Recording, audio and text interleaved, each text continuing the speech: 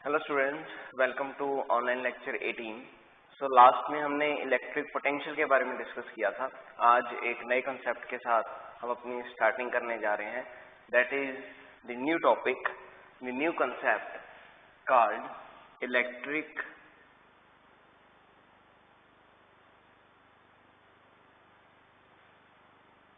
Potential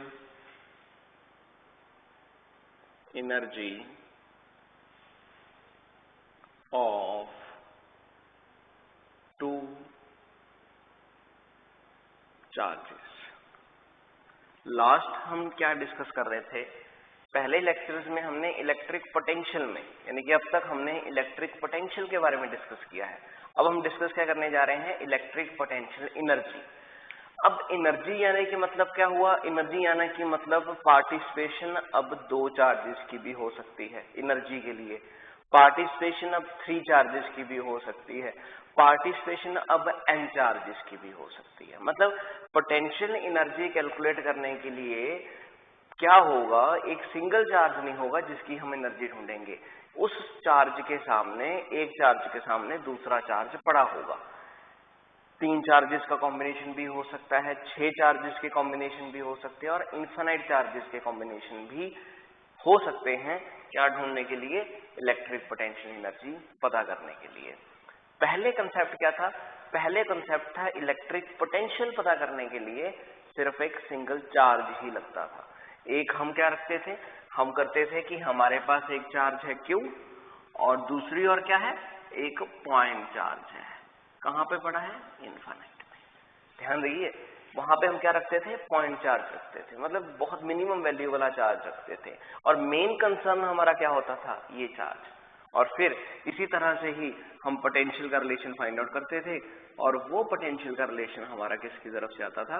उसी single charge के related आता था, दैट इज KQ/R, जो कि आप लोगों को पता है। अब क्या हो रहा है? अब चार्ज अकेला ये नहीं है। अब चार्ज क्या है? इसी चार्ज के सामने एक और चार्ज पड़ा है। हमें क्या पता करना है? हमें इन दोनों चार्जेस के बीच का पोटेंशियल एनर्जी पता करना है। मतलब क्या हुआ?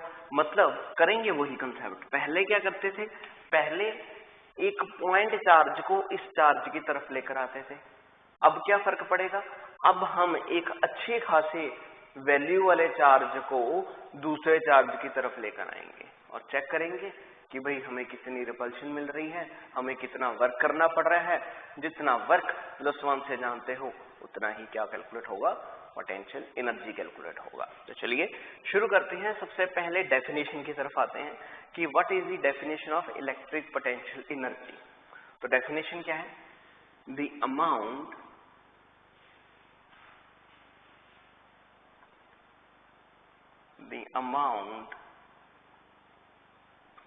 of work done to bring a, पहले इलेक्ट्रिक पोटेंशियल में, फिर से रिपीट कर रहा हूं, इलेक्ट्रिक पोटेंशियल में क्या करते थे? To bring a unit positive charge. अब इलेक्ट्रिक पोटेंशियल एनर्जी में क्या लिखेंगे? Amount of work done to bring a given charge, to bring a given charge from infinity to given point against electric field intensity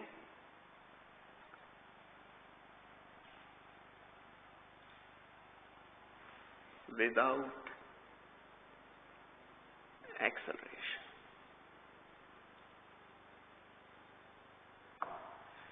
This is called electric potential energy, the amount of work done to bring a given charge from infinity to given point। Infinite से किसी charge को किसी दूसरे charge के effect के अंदर लेकर आना है और वर्क डन पता करना है। चलिए, ये तो था इसका मतलब। अब इस मतलब का मेन कंसेप्ट जो है वो पोटेंशियल एनर्जी की रिलेशन ढूंढते वक्त हमें पता लग जाएगा कि हम करने क्या वाले हैं। तो अब है कि इलेक्ट्रिक पोटेंशियल का रिलेशन कैसा होगा।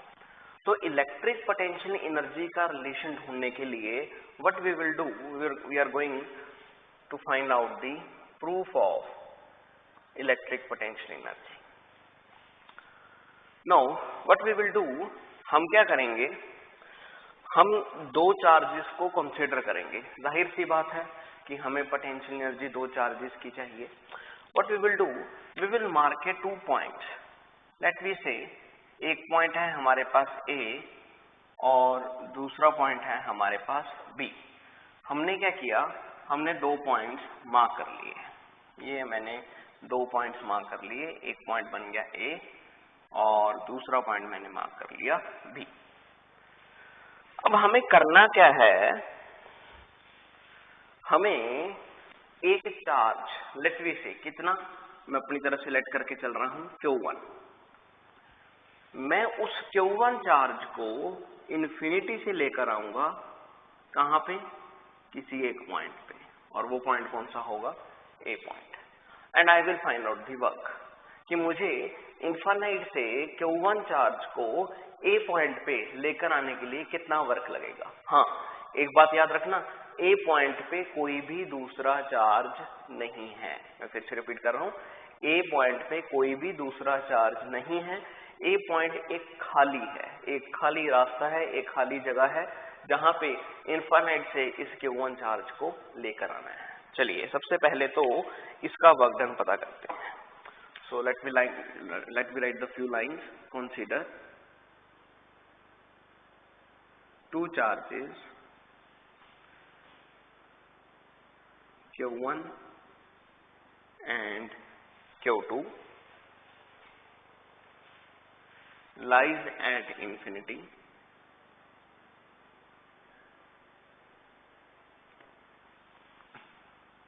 We want to bring those charges from infinity to point A and B.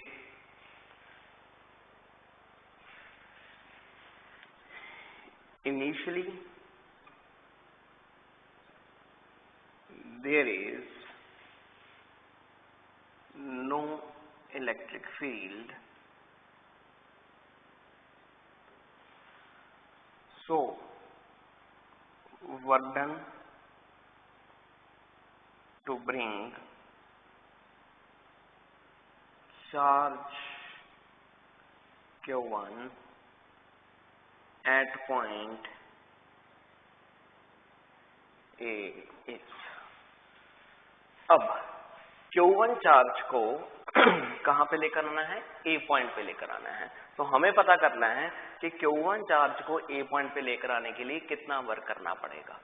जैसे कि मैंने आपको पहले बताया कि A पॉइंट पे पहले से कोई भी चार्ज नहीं है, कहने का मतलब A पॉइंट पे कोई भी इलेक्ट्रिक फील्ड नहीं है, नो चार्ज प्रेजेंट।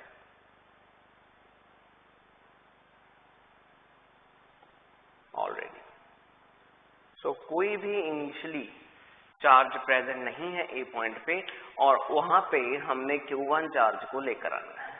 तो बच्चों ये सोचो कि A पॉइंट पे इस Q1 चार्ज को लेकर आने के लिए क्या मुझे कोई वर्क करना पड़ेगा, सोचिए। तो देखिए वर्क कब करना पड़ता है, वर्क तब करना पड़ता है पहले, अगर हम पहले रिलेशन से सोचें तो वर्क कब करना पड़ता है कि अगर पहले से कोई चार्ज प्रेजेंट हो, इनफाइनाइट से हम किसी चार्ज को लेकर आए तो ये उसको क्या करेगा, ये चार्ज उसको रिपेल करेगा। तो उस चार्ज को इसकी तरफ लेकर आने के लिए मुझे वर्क करना पड़ता है, किसके अगेंस्ट, इसकी रिपल्शन के अगेंस्ट। पर अब क्या है, अब तो A पॉइंट खाली है, वहां पे तो कोई चार्ज है ही नहीं। तो मुझे क्या करना है, Q1 लेकर आना है A पॉइंट पे इनफाइनाइट से, लेकिन A पॉइंट पे कोई भी चार्ज प्रेजेंट नहीं है।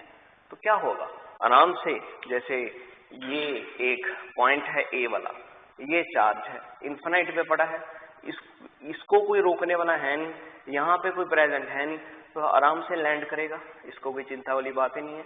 तो इसका मतलब क्या होगा कि पहले से कोई चार्ज प्रेजेंट नहीं है, तो इसका वर्क डन क्या होगा, लेट वी से W1, वो क्या होगा, दैट इज इक्वल टू 0।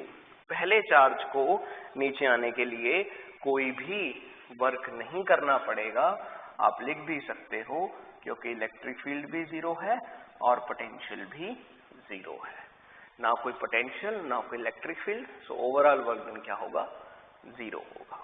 इतनी बात आपको क्लियर हो चुकी है।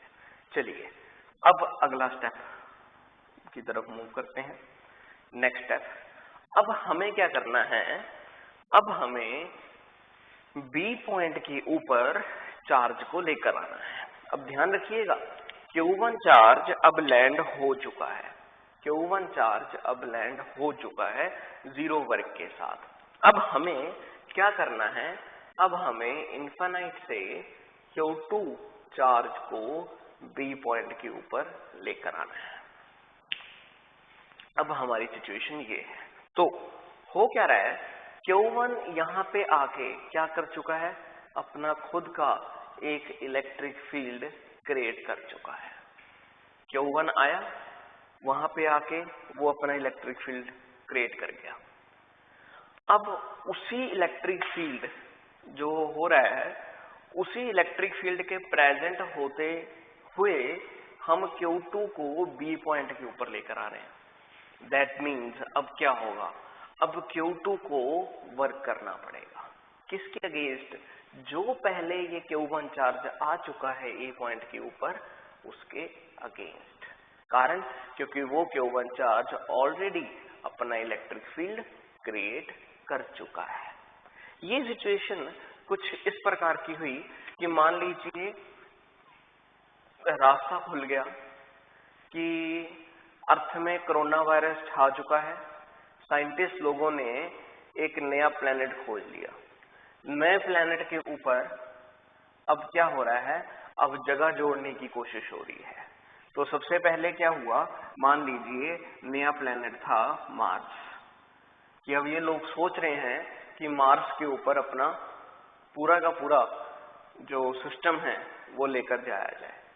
अब मार्स के ऊपर क्या हुआ, मार्स के ऊपर पहला एक प्रेजेंट पर्सन पहुंचा, वहां पे एक पर्सन पहुंचा मार्स के ऊपर।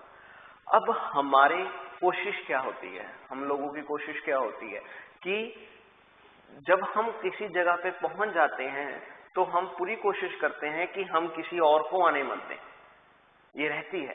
तो मान लीजिए पहले क्या हुआ, मार्स के ऊपर आके कुछ लोगों ने पूरी की पूरी जगह जो है वो ऑपरेट कर ली, खासी जगह ले ली, ठीक है, जगह छोड़ी नहीं कोई भी। अब क्या होगा, जब कोई दूसरा पर्सन उस मार्स के ऊपर आने की कोशिश करेगा तो ये लोग क्या करेंगे, ये लोग इस पर्सन को अपोज करेंगे कि भाई हमारे पास जगह नहीं है, तो वापस चला जा। जैसे हम बोलते हैं अक्सर जमीन को लेकर झगड़ा, यही कंसेप्ट है नेचर लव सिमेट्री, कि अब हो क्या रहा है, ये लोग पहुंच चुके हैं, ये पर्सन को आने नहीं देंगे, क्योंकि इन लोगों ने क्या किया, पहुंचकर लालच में आ गए और बहुत बड़ी बड़ी जगह अपनी घेराव में ले ली कि हम, हमारा ये सारे का सारा मार्स ही है, ये हमारा प्लेनेट ही है, ये किसी और को आने नहीं देंगे। इसी तरह से यहाँ पे भी हो रहा है कि जब चार्ज Q1 ए पॉइंट के ऊपर आया और अब वो क्या करेगा, वो अपने इर्द गिर्द वाले पॉइंट्स को भी सुरक्षित करेगा। वो चाहेगा कि मेरे इर्द गिर्द कोई चार्ज ना आए, कहने का मतलब वो चार्ज अपना क्या क्रिएट कर लेगा, एक इलेक्ट्रिक फील्ड क्रिएट कर लेगा। अब हमें क्या करना है, हमें इस चार्ज को बी पॉइंट के ऊपर लेकर आना है। That means we have to do the work. हमें क्या करना पड़ेगा, इस चार्ज के ऊपर, इस चार्ज को यहाँ पे लेकर आने के लिए वर्क करना पड़ेगा। तो चलिए, वर्क कितना होगा अब हमें ये कैलकुलेट करना है। What will be the work done. देखिए, वर्क डन कैलकुलेट करना है हमें, लिख भी लेते हैं, work done to bring Q2 charge from infinity to point B। Infinity से पॉइंट बी तक लेकर आने के लिए Q2 चार्ज को कितना वर्क करना पड़ेगा। Let we say that work done is W2। Now Q2 charge को वर्क डन करना पड़ेगा किसकी पोटेंशियल के अगेंस्ट, Q1 की पोटेंशियल के अगेंस्ट। Q1 ने वहां पे आके क्या क्रिएट कर लिया, अपनी खुद की पोटेंशियल क्रिएट कर लिया। मैं वर्ड चेंज कर रहा हूँ, electric field means potential. Electric field का जमा होना मतलब क्या हुआ, इस चार्ज के पास कुछ ना कुछ पोटेंशियल है। अब वो पोटेंशियल के अगेंस्ट इसको नीचे आना पड़ेगा। ये उसको अपोज कर रहा है लेकिन उसको नीचे आना है। तो कहने का मतलब क्या होगा कि वर्क डन कितना होगा, वर्क डन होगा किसकी potential against, that is equal to, क्योंकि आप जानते हो कि पोटेंशियल का फॉर्मूला क्या होता है, पोटेंशियल का फॉर्मूला होता है work done per unit test charge. और वर्क डन यहां से कितना आया, वर्क डन आया पोटेंशियल इनटू टेस्ट चार्ज। ठीक है, अब ये सोचिए कि टेस्ट चार्ज कौन सा चार्ज होता था उस डायग्राम में। देखिए, टेस्ट चार्ज वो चार्ज होता था जिसको हम लेकर जाते थे, जिसको हम मूव करवाते थे। और इस केस में क्या हुआ, Q2 एक तरह से किसकी तरह बिहेव कर रहा है, ये एक टेस्ट चार्ज की तरफ बिहेव कर रहा है, क्योंकि हम Q2 को मूव करवा रहे हैं। और V किसकी होती थी, V एक वो बड़े चार्ज की होती थी जो वहां पे पड़ा रहता था। ये डायग्राम कुछ ऐसी थी कि Q वहां पे पड़ा है, ये एक टेस्ट चार्ज है, हम इसको लेकर आ रहे हैं, इसका खुद का क्या हो चुका है, एक पोटेंशियल क्रिएट हो चुका है। तो वही सिचुएशन यहाँ पे भी कुछ हो रही है। यहाँ पे क्या है कि इसने अपना पोटेंशियल क्रिएट कर लिया, उसको हम नीचे लेकर आ रहे हैं। तो वर्क डन कितना हुआ, पोटेंशियल इनटू चार्ज। पर क्वेश्चन है कि पोटेंशियल किसका, चार्ज किसका। तो पोटेंशियल किसकी है, इस चार्ज की जो ए पॉइंट पे है। और Q0 कौन है, वो बेचारा एक Q2 चार्ज है जो नीचे आने की कोशिश कर रहा है, पर ये उसको रोक रहा है। तो वर्क डन कितना हुआ, वर्क डन हुआ पोटेंशियल VA, मतलब जो चार्ज Q1 पहुंच चुका है ए पॉइंट पे, तो ए पॉइंट से एक पोटेंशियल निकल रही है और किसको लेकर आना है, Q2 को लेकर आना है। तो ये वर्क डन होगा Q2 चार्ज के द्वारा, पोटेंशियल इनटू चार्ज। पोटेंशियल किसकी, ए पॉइंट के अगेंस्ट, और चार्ज कौन सा, जो मूव करवाना है। दिमाग में रखिए, ये दोनों पॉइंट्स बड़े खास हैं। चलिए आगे बढ़ रहा हूं।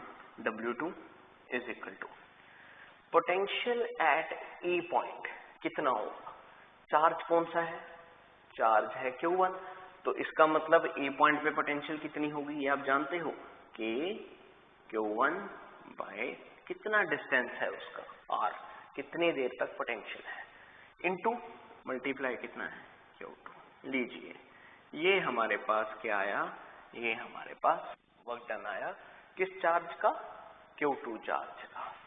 और अब दोनों वर्क डन आ चुके हैं, ए पॉइंट को भी हम ले आए, बी पॉइंट पे भी हम ले आए चार्ज को, ए पॉइंट पे भी लेकर आ चुके हैं, बी पॉइंट पे भी Q2 चार्ज आ चुका है। ए पॉइंट पे वर्क डन कितना था, 0, बी पॉइंट पे वर्क डन कितना था, K, Q1 Q2 by R।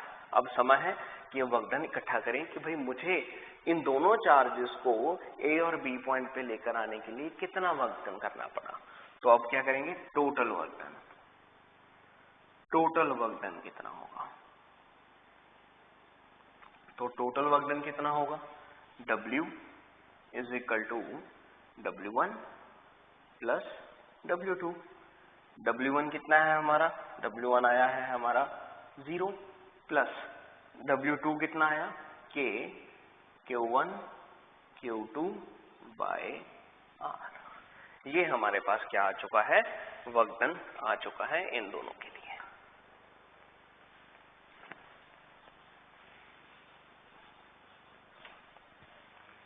Now final concept पे आते हैं कि इसका मतलब कि हमारे पास वर्क डन कितना आया, हमारे पास वर्क डन आया that is equal to K, Q1 Q2 by R। पर हमें चाहिए क्या, electric potential energy.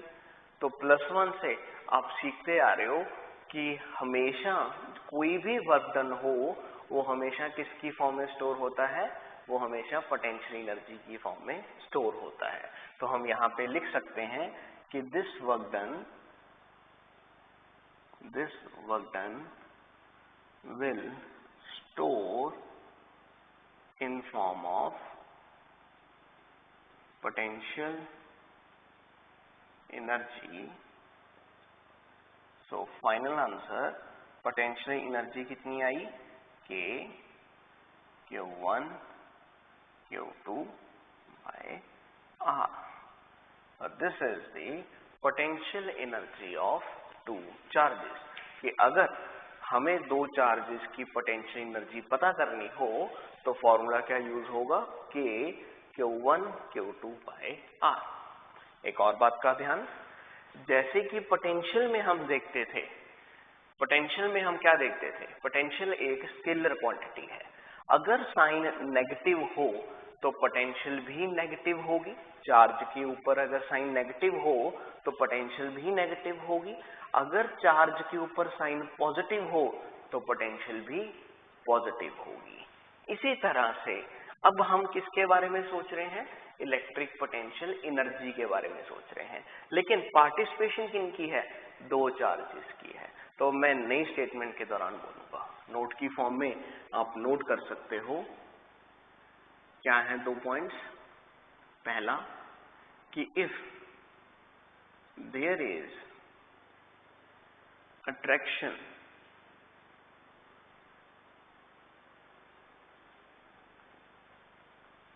between charges,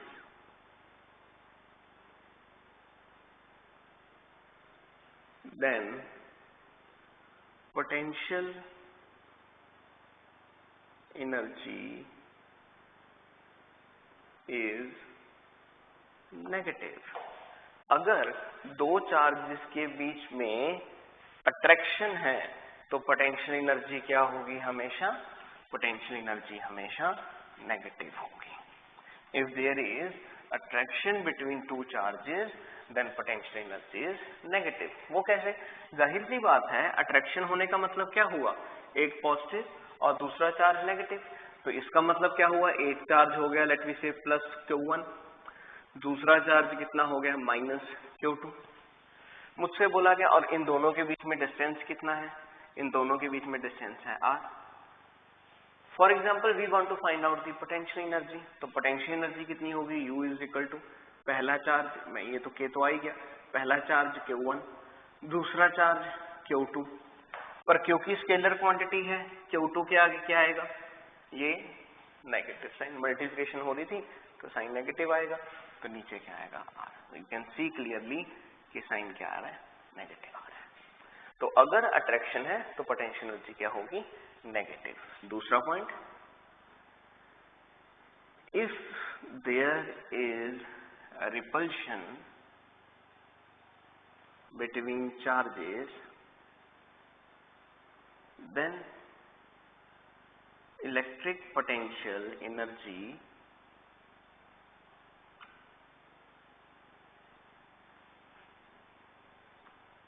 is always positive। अगर चार्जेस के बीच में रिपल्शन है, चाहे आप नेगेटिव के एग्जांपल लेकर चलो, नेगेटिव पॉजिटिव में तो पक्का ही है कि पोटेंशियल एनर्जी पॉजिटिव ही होगी, नेगेटिव के एग्जांपल लेकर चलो कि दो चार्जेस हैं, एक है Q1 एक है Q2, दोनों के बीच में डिस्टेंस कितना है R और आपको पता करनी है पोटेंशियल एनर्जी कितनी। तो हो क्या रहा है यहाँ पे, पहला चार्ज K, पहला चार्ज माइनस Q1, दूसरा charge minus Q2 divided by कितना R। नेगेटिव और नेगेटिव क्या हो गए, दे बिकम पॉजिटिव, तो आंसर कितना आया K Q1 Q2 R। तो you can clearly see here कि इलेक्ट्रिक पोटेंशियल एनर्जी क्या आ रही है, पॉजिटिव आ रही है। ठीक है जी, तो ये दो बातें हैं जो आपको खास ध्यान रखना है इलेक्ट्रिक पोटेंशियल एनर्जी के केस में। चलिए ये बात तो होगी हमारी डेरिवेशन की, हमने डेरिवेशन के बारे में डिस्कस कर लिया है। नेक्स्ट कॉन्सेप्ट है कि भाई इसका न्यूमेरिकल कैसा आएगा। बड़ा सिंपल सा न्यूमेरिकल है। फॉर एग्जांपल आप न्यूमेरिकल भी इसका नोट कर सकते हो कि न्यूमेरिकल क्या है, find potential energy, find potential energy of two charges placed in vacuum, that is 2 coulomb and 3 coulomb, placed 1 meter apart. दो चार्जेस हैं, दोनों की वैल्यू आपको बता चुके हैं, एक है 2 कूलम का, एक है 3 कूलम का, दोनों को 1 मीटर के डिस्टेंस पे रखा है। पोटेंशियल एनर्जी बताइए कितनी होगी। तो सिंपल सा कंसेप्ट यहाँ पे रखेंगे। आपको पहला चार्ज पता लग गया, पहला चार्ज कितना 2 कूलम, आपको दूसरा चार्ज पता लग गया कितना 3 कूलम, डिस्टेंस दोनों के बीच में कितना है 1 मीटर। तो पोटेंशियल एनर्जी का फॉर्मूला क्या होता था? पोटेंशियल एनर्जी होती थी Q1 Q2 by R। K कितना 9 × 10⁻⁹, Q1 कितना 2, Q2 कितना 3, डिस्टेंस कितना 1। ये हमारे पास कितना आया? That becomes equal to 54 × 10⁻⁹ units, that are the joules, which will be the unit of energy. 54 × 10⁻⁹ joules। Potential होता था, यूनिट यूज करते थे वोल्ट। अब पोटेंशियल एनर्जी है तो यूनिट क्या यूज होगा? That will be joules. लीजिए, इसके साथ हमारा पोटेंशियल एनर्जी का कंप्लीट रिलेशन हो चुका है। अब हम आगे मूव कर रहे हैं हमारे एक नए रिलेशन की तरफ, जिसमें कुछ ज्यादा चेंज नहीं है, बस एक ही चेंज है, और वो चेंज क्या है? Electric potential energy of 3 charges. Electric potential energy of 3 charges. अब हम कितने चार्जेस की बात कर रहे हैं? अब हम ये देख रहे हैं कि बाई चांस अगर कॉम्बिनेशन 3 चार्जेस का हो जाए तो इलेक्ट्रिक पोटेंशियल एनर्जी कितनी होगी, ये हम पता करना चाहते हैं।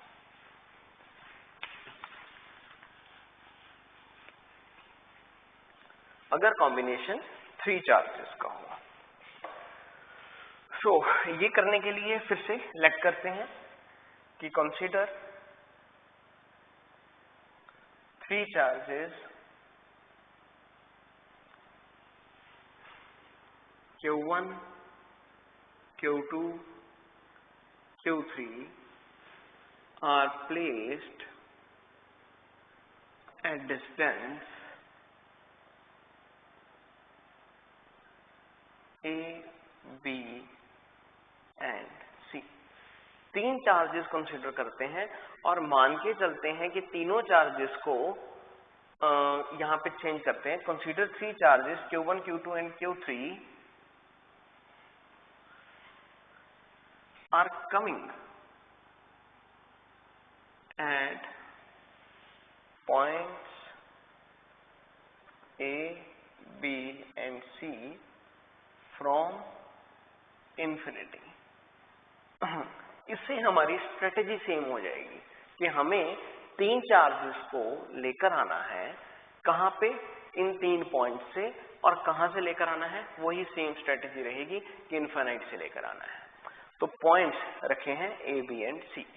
तो मैं मान के चलता हूं कि हमारे पास 3 पॉइंट्स हैं। Let's we consider the 3 points. One point is here, this is A, this is B and this point is C। ये मेरे पास 3 पॉइंट्स हैं A, B एंड C। मुझे क्या करना है? मुझे इन्फिनिटी से 3 चार्जेस को लेकर आना है। एक है मेरे पास चार्ज Q1 जो तैयार है इन्फिनिटी से आने के लिए, एक होगा Q2, एक होगा Q3। तो पहला मैं केस शुरू कर रहा हूं कि मुझे इन्फिनिटी से इस Q1 चार्ज को लेकर आना है। किस पॉइंट पे? A पॉइंट पे। शुरू करता हूं मैं कॉन्सेप्ट कि वर्क डन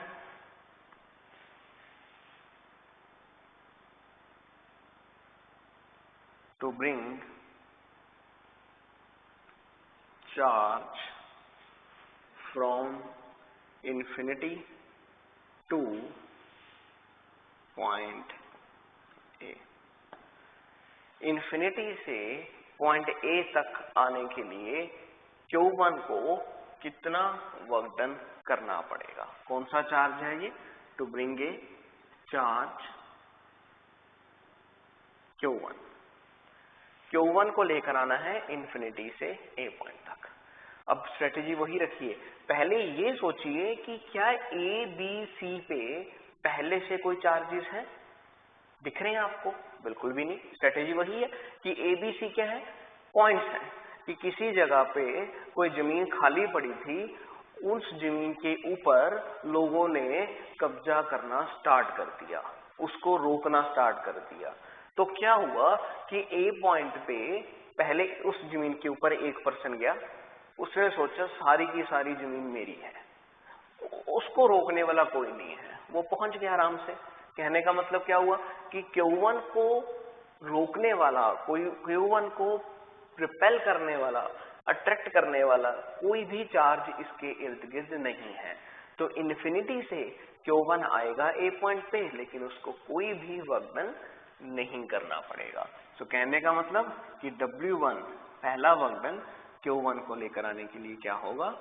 0 होगा। कारण वही कि इलेक्ट्रिक फील्ड भी 0 है और पोटेंशियल भी 0 है। पुराना केस है, कोई चिंता वाली बात नहीं। चलिए अगला step. Now work done to bring charge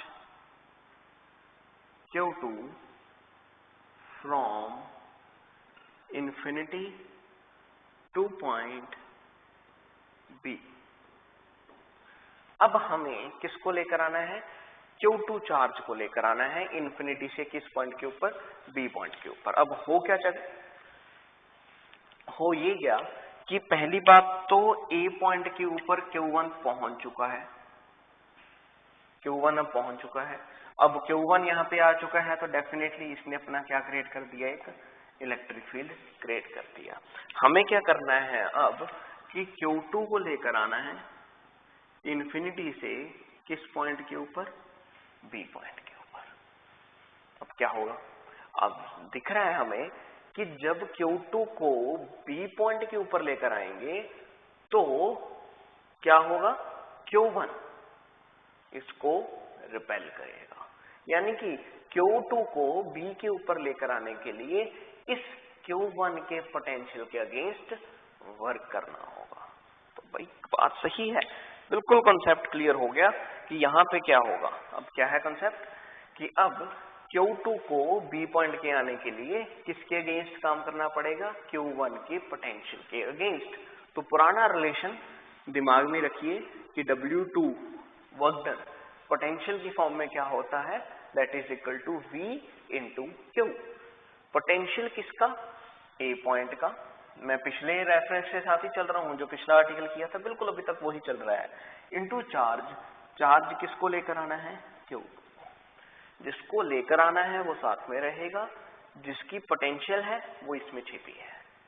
समझ आई? जिसकी पोटेंशियल है वो V में रहेगी, यानी कि जिस चार्ज को जिसके अगेंस्ट वर्क करना पड़ेगा उसकी पोटेंशियल, और वो चार्ज को साथ में लिख देना है। ये कुछ ऐसा बनेगा कॉन्सेप्ट। तो W2 is equal to potential कितना?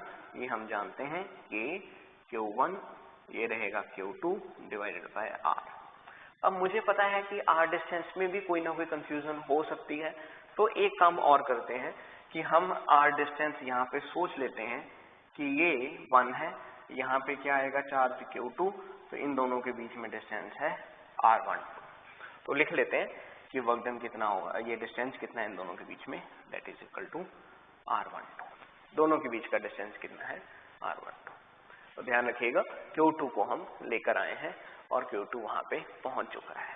अब दो चार्जेस पहुंच चुके हैं, एक को कोई काम नहीं करना पड़ा, एक को काम करना पड़ा। किसके अगेंस्ट? Q1 के अगेंस्ट। अब उस जमीन के ऊपर दो लोग ने उस जमीन को डिवाइड कर लिया। एक ने कहा कि ये मेरी जमीन है, दूसरे ने कहा आधी मेरी है। दो लोग खुशहाली A और B पॉइंट के ऊपर रह रहे हैं। चलिए अब क्या हुआ? अब एक नया कंसेप्ट आ गया, नया कंसेप्ट मतलब तीसरा चार्ज। अब क्या हुआ, एक और चार्ज तैयार बैठा है इन्फिनिटी के ऊपर, उसको पता लगा कि भाई कोई जगह है ऐसी जहां पे मुझे पहुंचना है, और ये तैयार है कहां पे आने के लिए, सी पॉइंट के ऊपर आने के लिए। उस जमीन के सी पॉइंट के ऊपर आने के लिए वो तैयार बैठा है कि मैं उस जगह के ऊपर भी आके अपनी जगह को रुकूं कि ये मेरी जगह है।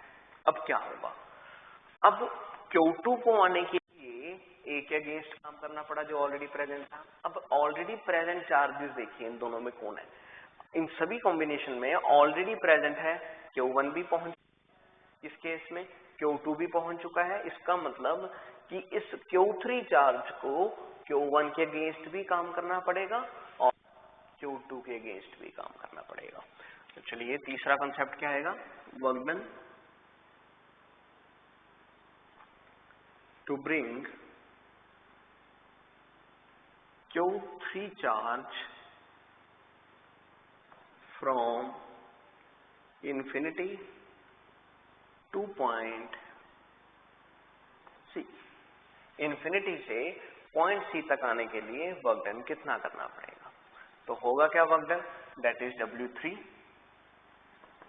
क्या सोचोगे क्या हो रहा है, कहने का मतलब कि वर्क डन A के अगेंस्ट भी करना है, वर्क डन B के अगेंस्ट भी करना है। तो पहले A के अगेंस्ट करें, A के अगेंस्ट वर्क डन कितना होगा, that will B potential at A point into किस चार्ज को लेकर आना है, जिस चार्ज को लेकर आना है वो साथ में रहेगा, वही सेम कॉम्बिनेशन। एक और वर्क डन भी होगा प्लस, और किसको, Q2 के अगेंस्ट भी वर्क डन करना है। तो अब Q2 की भी बारी है, अब Q2 भी अपनी अच्छी खासी पोटेंशियल क्रिएट कर रहा है, तो पोटेंशियल किसके अगेंस्ट, VB के अगेंस्ट, VB की पोटेंशियल के अगेंस्ट किसको लेकर आना है, Q3 को लेकर आना है। तो ये अब C को वर्क डन करना पड़ेगा, यानी कि Q3 को वर्क डन करना पड़ेगा कहां पे आने के लिए, C पॉइंट पे आने के लिए। तो लीजिए वैल्यू पुट करते हैं, W3 is equal to VA की वैल्यू कितनी, वही K Q1 Q3 by distance R। तो यहाँ पे इन दोनों के बीच का डिस्टेंस भी मार्क कर लेते हैं, इन दोनों के बीच का डिस्टेंस है R13, तो ये डिस्टेंस हो गया R13 प्लस VB की potential K Q2 Q3 by इन दोनों के बीच की पोटेंशियल, ये पोटेंशियल कितनी होगी R23, ये कितना हो गया R23। तो ये सारे का सारा कंसेप्ट आया, this will be your third relation. तो ये हमारे पास क्या आ चुकी है, पोटेंशियल आ चुकी है। पहला वर्क डन पहले चार्ज को लेकर आने के लिए 0, दूसरे को लेकर आने के लिए A के अगेंस्ट पोटेंशियल, जब तीसरे को लेकर आए तो दोनों के अगेंस्ट वर्क डन करना पड़ेगा, यानी कि दोनों के अगेंस्ट पोटेंशियल के अगेंस्ट वर्क करना पड़ेगा, और ये रिलेशन आपके सामने आया। अंडरस्टूड। चलिए लास्ट स्टेप, अब क्या करना है, हमें वर्क डन इकट्ठे करने हैं। तो टोटल वर्क डन कितना होगा, टोटल वर्क डन, तो W is equal to W1 plus W2 plus W3। Total work done कितना आया, तीनों वर्क डन का एडिशन। तो W is equal to W1 कितना 0, W2 कितना K Q1 Q2 bye R12 plus W3 कितना K Q1 Q3 by R13 plus K Q2 Q3 by R23।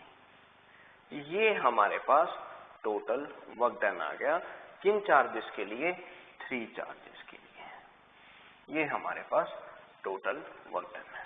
Now case वही है, करना क्या है हमें वर्क डन नहीं, हमें क्या पता करना है, पोटेंशियल एनर्जी पता करना है। तो भाई कोई टेंशन वाली बात नहीं, सिंपल सा काम कि यही वर्क डन किसकी फॉर्म में स्टोर होगा, पोटेंशियल एनर्जी की फॉर्म में स्टोर हो जाएगा। So we can write line also कि this work done will store in form of potential energy. So we can say that our final relation is U equal to K Q1 Q2 by R12 plus K Q1 Q3 by R13 plus K Q2 Q3 by R23. So this is the potential energy to find out for 3 charges. तो ये 3 charges की potential energy होगी। Clear? कि work done ढूंढेंगे, उसके सहारे क्या पता करेंगे, पोटेंशियल एनर्जी पता करेंगे। चलिए, अगर मुझसे कोई बच्चा पूछ ले कि सर आपने 2 चार्जेस के बारे में भी बता दिया, आपने 3 चार्जेस के बारे में भी बता दिया, अगर हमें 4 चार्जेस के बारे में पता करा हो, 6 चार्जेस के बारे में पता, मतलब 4 पोटेंशियल एनर्जी तो कई चार्जेस की भी हो सकती है, वो 10 चार्जेस की भी हो सकती है, वो 15 की भी हो सकती है, वो n की भी हो सकती है। तो अगर मुझे पोटेंशियल एनर्जी n चार्जेस की चाहिए हो, my next relation is electric potential energy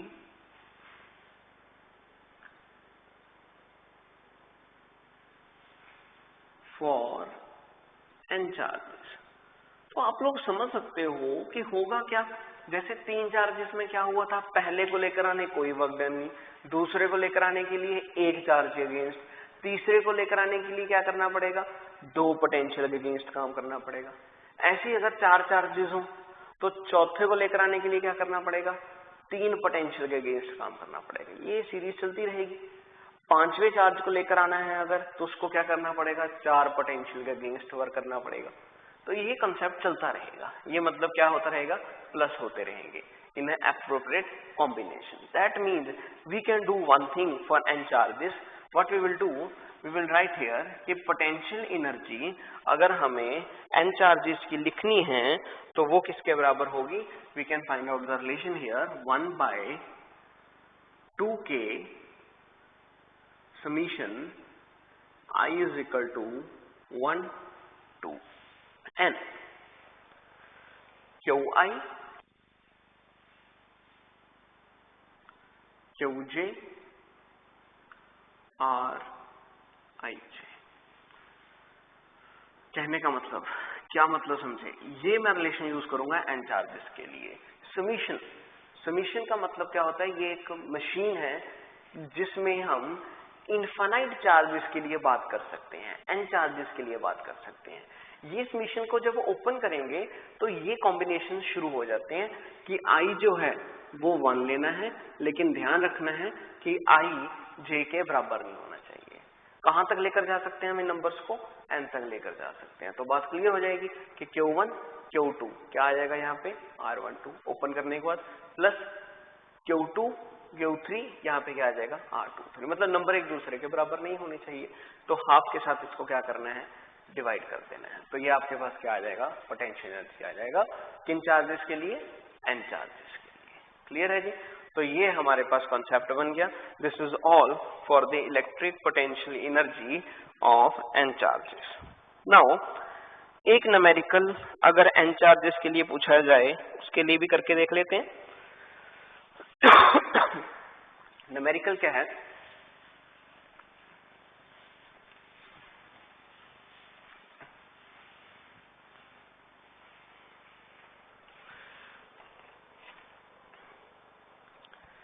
numerical कुछ ऐसा है,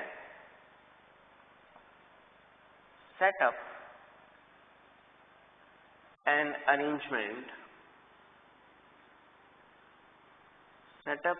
arrangement of 3-point charges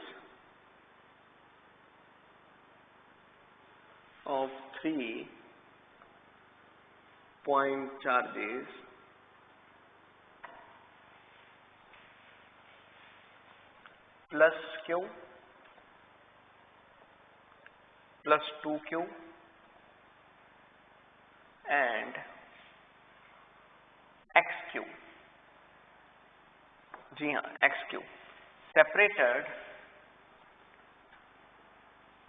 separated by equal finite distance. Equal finite distance, so that electric potential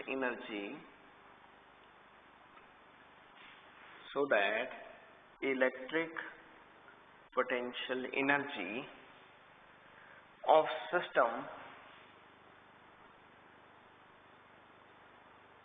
is 0. पूछा गया है what is x, so that electric potential energy of system is 0, और पूछा गया है कि बताइए x की वैल्यू जो है वो कितनी रहेगी, what will be the value of x.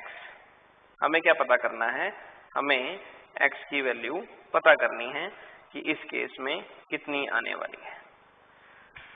सो पहले डायग्राम की तरफ मूव करते हैं कि हमसे क्या पूछा गया है कि 3 चार्जेस, ये हमने 3 चार्जेस रख दिए. इन 3 चार्जेस को 3 डिस्टेंसेस के ऊपर रखना है. कौन कौन से डिस्टेंस के ऊपर? +q, +2q, और तीसरा क्या है charge? xq.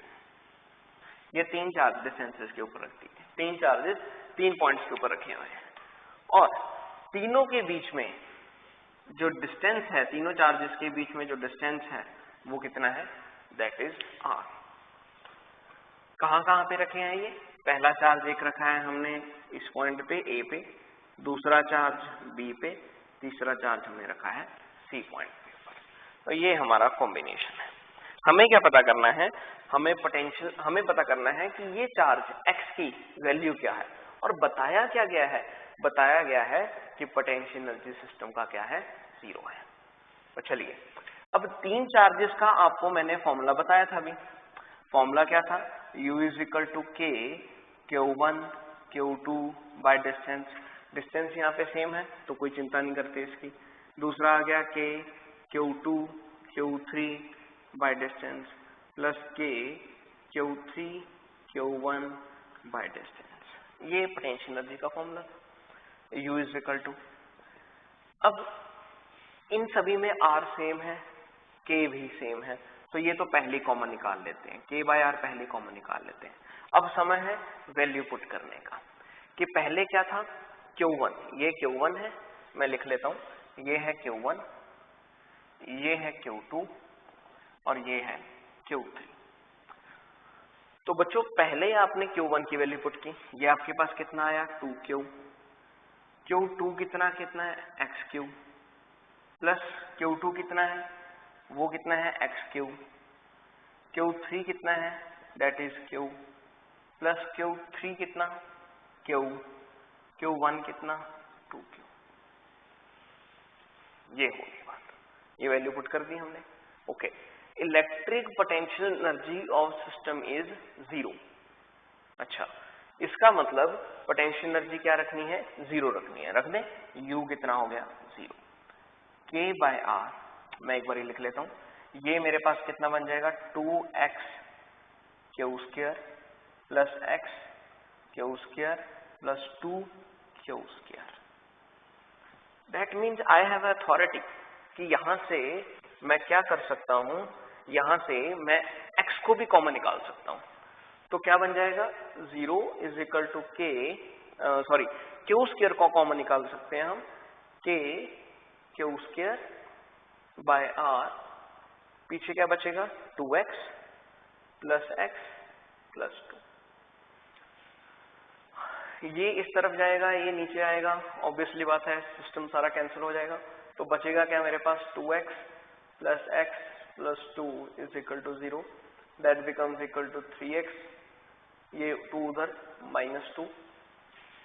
2x plus x plus 2 = 0. ये बन जाएगा 3x प्लस 2 उधर लेकर जाएंगे -2. x कितना आ गया? -2/3. सिंपल.